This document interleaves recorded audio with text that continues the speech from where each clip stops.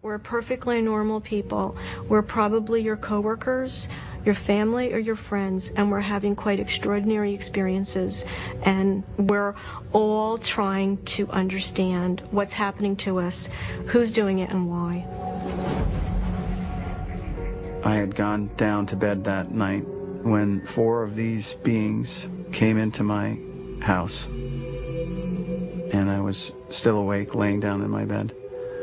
I don't know where they came from or how, but they came in very fast into the room, heading toward me.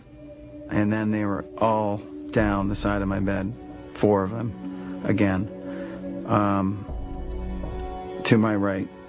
I turned to face them. I mean, I really, literally thought I was going to die. The beings measured 3 feet 11. They appeared very cold. It's really, really disturbing to be in a room with something that isn't supposed to exist. I was taken on the craft. I was brought to some very contained room. I can't talk about what was done there because it's too personal. It's just unbelievable. There seems to be no doubt that this has been going on for decades. Maybe not at the rate that it has been lately, but that nobody knew who to report this to, and most people feel that it's just impossible that this could have happened to them. It is Hopkins who has convinced a large part of the UFO community that the phenomenon of abduction is real. I've been collecting drawings, sketches people have made of what they remember inside craft, and especially the faces of the aliens. I've been doing this for years and years, since actually starting probably 1975. Of course, the enormous cranium is the big feature. The mouth is very negligible, tiny, a slit. Bud Hopkins was the first. He published books and magazine articles, made public appearances, and then others followed. Abduction is now a common theme in movies and television. According to a Roper poll in 2002, 1 in 5 Americans believe that abductions have taken place. For the so-called abductees, the memories of what they say they have experienced are deeply traumatic. Most of the abduction experiences that I've had have been from my bed in the middle of the night. This is not all, however, the great majority. I will be in bed and I will somehow sense fear. I'll sense something in the room, and at some point I can't move. I couldn't move my head left or right, but I could kind of look down at the foot of the bed, and I saw people standing at the foot of my bed. I see these eyes are just looking right through me. And then I don't remember anything. I woke up the following morning. The person may remember the beginning of an experience and the ending, but they don't remember what happened in between. And they're quite tormented by this. They come to me, and we proceed with the investigation. In most cases, Hopkins uses hypnosis in what he says is a way to connect the person to memories that have allegedly been repressed. You're in bed. 1, this is a long time ago, we're just going to see what it was. 2, right on the edge. 3. He's looking at me very closely. I'm saying he, but I don't know, it feels like a he. One of the things, of course, that caught my attention from the very beginning was the similarity of these cases and the details that were coming up over and over again.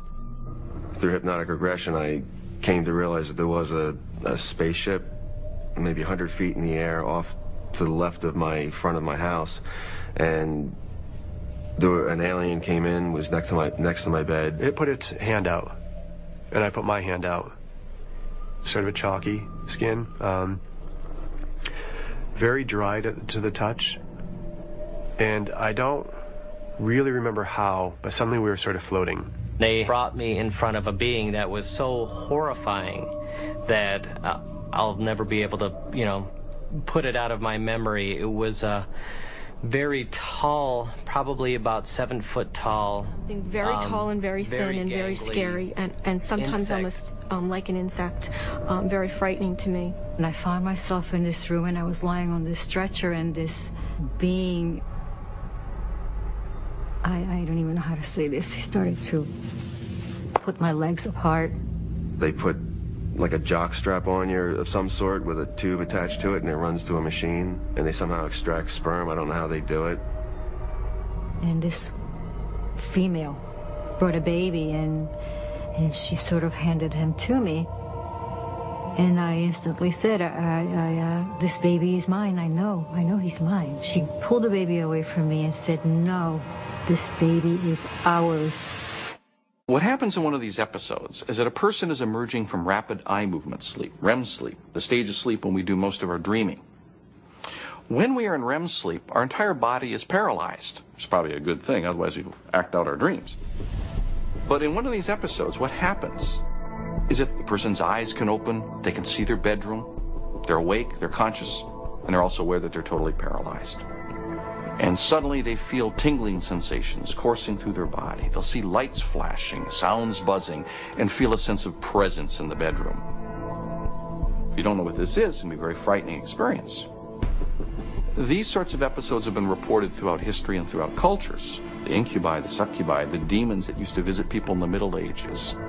But in our subjects, these visitors in the bedroom are interpreted as aliens.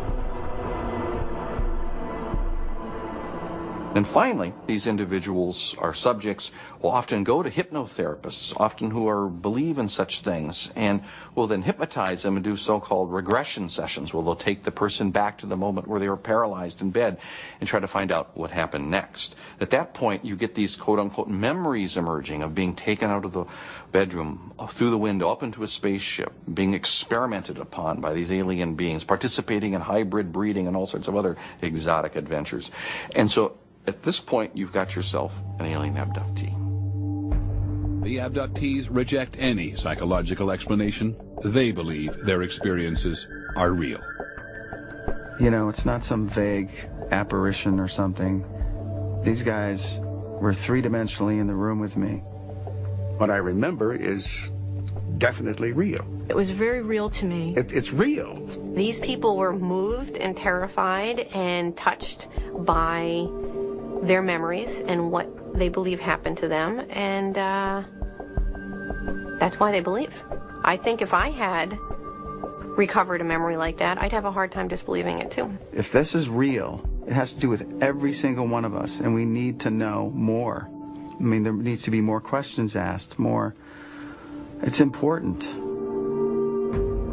Because there is life in the universe, and we're babies, literally.